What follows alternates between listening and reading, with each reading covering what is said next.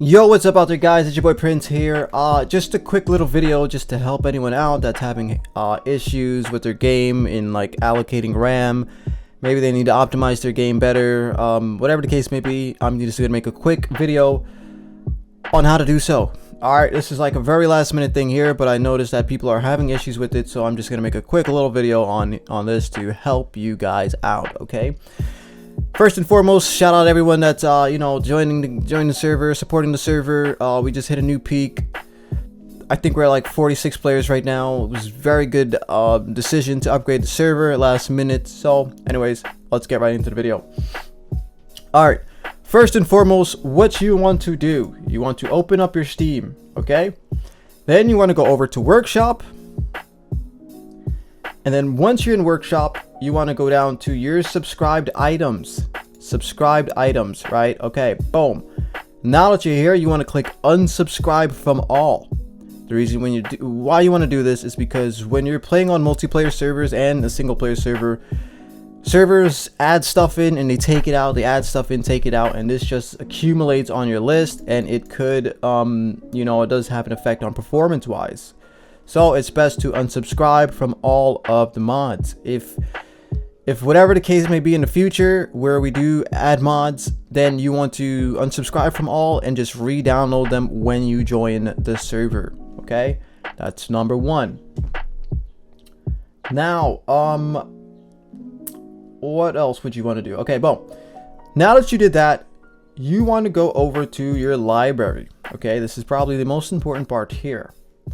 You want to right click on Project Zomboid, go to manage, then go to browse local files. Once you're in browse local files, you want to scroll down until you see Project Zomboid 64.json. Okay, you want to open JSON. You can open it either visual code or you can open it notepad. It doesn't matter. Okay, once you're in here, what you want to look for is XMX. Okay, now you might have like XMX 3018 or like 3084 or some variant of 3000, right? And basically Project Zomboid caps your game at 3 gigabytes when running the game, and that is simply not enough for a multiplayer server, especially a large multiplayer server, right? Ones with mods, just ones with a lot of people on it. So this is gonna help you load cells much better. It's gonna help you load cells a lot better when you're going into the each part of the map. So you want to change this to 6 gigabytes. Now I do want to say it's very, very important. Okay, this is very important. You must change this depending on your system. Okay, if you only have 6 gigabytes of RAM, I mean, I don't know if they make that shit, but if you have 6 gigabytes of RAM, you don't want to use 6 gigabytes of RAM for Zomboid, right? Your game will probably crash. 8 gigabytes, I mean,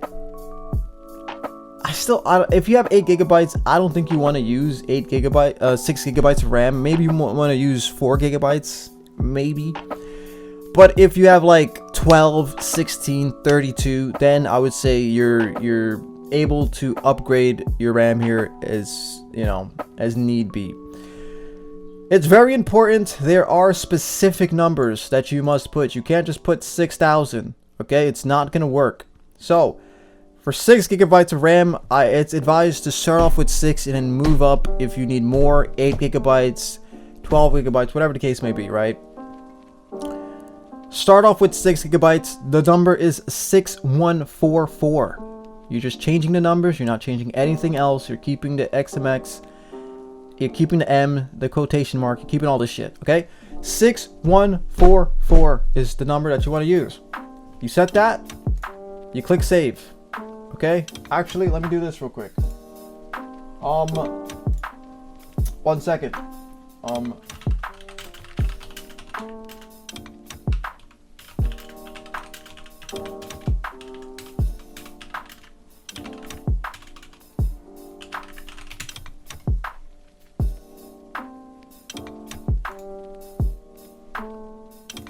Okay, here we are.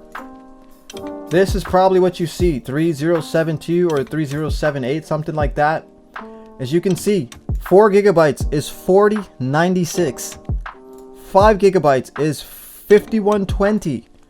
6 gigabytes is 6144. 8 gigabytes is 8192. 10 gigabytes is 10240. 12 gigabytes is 1228. 8, right? 1228 8. 16 gigabytes is 16384. Now, I would not recommend using this much. Your sweet spot would be between 6 gigabytes and 8 gigabytes. Okay, so use these ones, try these out.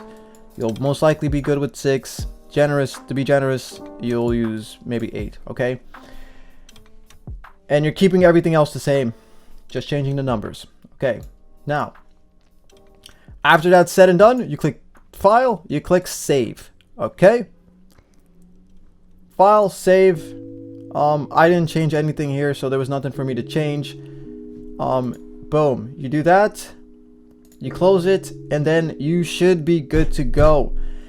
Now, if you're still having issues with the game, this is what you'll do. You're going to open your game, and there's a few things that you're going to change inside the game, right? If you're on like a really shitty PC or a potato PC, I'll show you some in-game settings that you can do in order to save your game a little bit further. Okay. And yeah, I'm gonna call with the Riverside guys. Also, if you're watching this video and you you know, maybe you just stumbled across the video and you don't know anything about the server or anything, consider joining the Discord. Okay, Discord will be in the comment section below. Who knows who this video will reach? I don't know.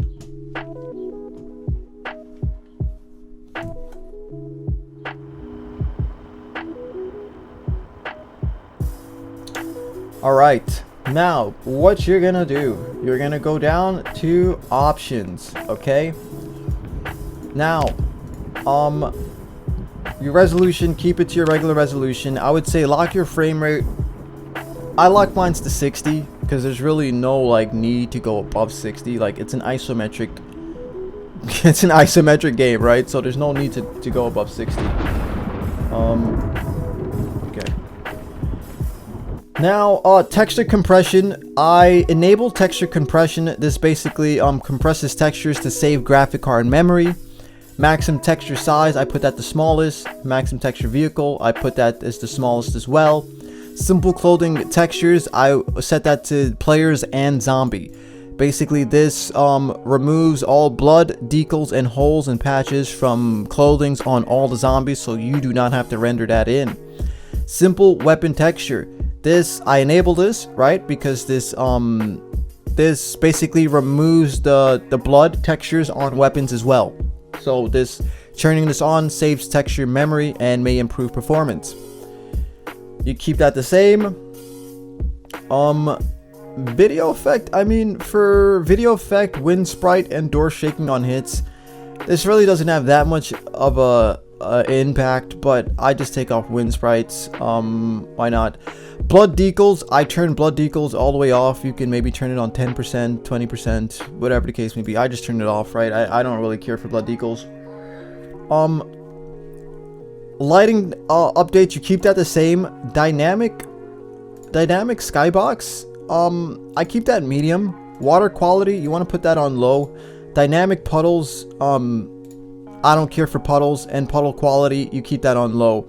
Environmental reflections, I turn that off. Now, this is super important right here. Display 3D items and high resolution placed items. If your game is still very potato-like, I'm sorry, I feel like I'm screaming. But if your game is still very potato-like, I would say turn off display 3D items, alright, and turn off high resolution placed items. It's gonna look shitty, but your game is shitty, right? Like, your game's shitty, so that's just something you're gonna have to deal with. If you can afford to, you can maybe display 3D items, right? And you can turn it on. You don't have to enable high resolution placed items. This just makes placed items look a lot better. So that's why I just keep this on. And then sometimes when I'm like recording or I'm doing something, I'll turn this off. It's up to you, right? You use your discretion. render rain and snow. I would say this is another pretty important one here too. Do you want to render in rain when you're inside or only outdoors?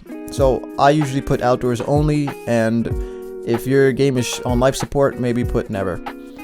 Fog quality, I don't really care too much for fog quality, and then after that you want to click apply at the bottom. Okay, you set that, you might have to restart your game as well, so restart your game as well.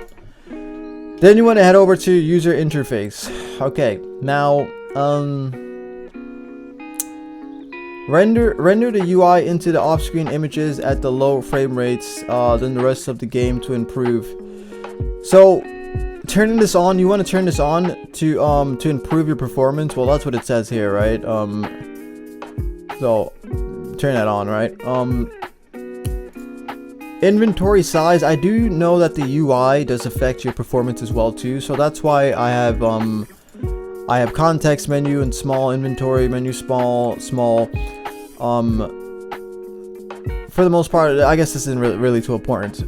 Camera is another very important one here.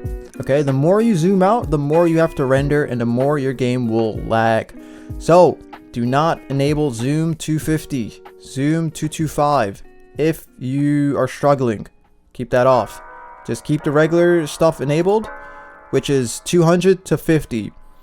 Zoom, I only keep on zoom 25% because I do recordings and I like to see my character. Like when I zoom all the way in on him, it looks really cool. Other than that, that is practically it. There's nothing else. And then here is just so let me help you guys out, okay? If you want to use your voice chat in game and you're having issues, and or maybe you want to log in and you don't know how to set it up, this is how you set it up, okay?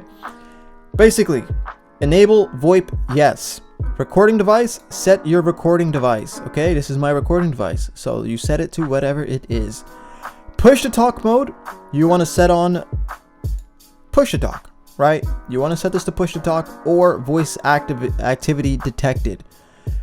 I would say do not use this, have some courtesy, and use push to talk, okay? I just have to set on aggressive because, I mean, I don't know. You never know how low your mic is. As you can see, I'm like yelling into my goddamn mic, so maybe I might want to turn that off. But microphone boost, set that decently high, and then after that, you want to click apply. That's the most important part, apply. And then you want to go into key binding, scroll down to voice, push to talk. I have that set to my mouse button, so I can easily click it when I'm talking to people. You click apply, and that is practically it, okay? That's basically everything that you will need in order to optimize your game, okay? If there's any other thing in the future, I'll add it in the comment section below, whatever the case may be. Alright, build 42.20 is here. Build 42 is stable. I hope you guys enjoy. Go have fun. Right now we're probably at one of our peaks for our server size.